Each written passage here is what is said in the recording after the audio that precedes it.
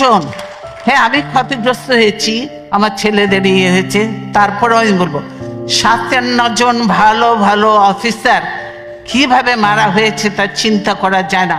তাদের পরিবারদের সঙ্গে যে আচরণ করা হয়েছে সেটা চোখে দেখা যায় না।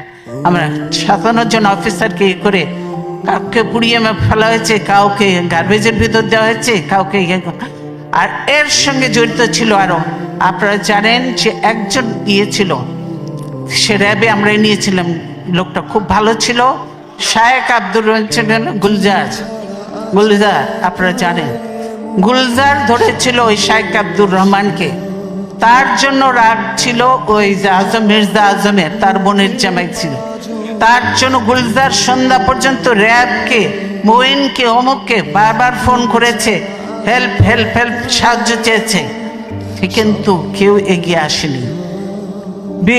কি বলে র্যাব আর্মি যে বসে আছে কিন্তু পারমিশন পাচ্ছে না, র্যাব ঢোকার পারমিশন পাচ্ছে না। পিলখানায় যদি তারা ঢুকতে পারতো, আমি মনে করি এরকম নয়, 2-1 জন মরতে পারতো, কিন্তু সব অফিসারকে আমরা বাঁচাতে পারতাম। দেশের এটা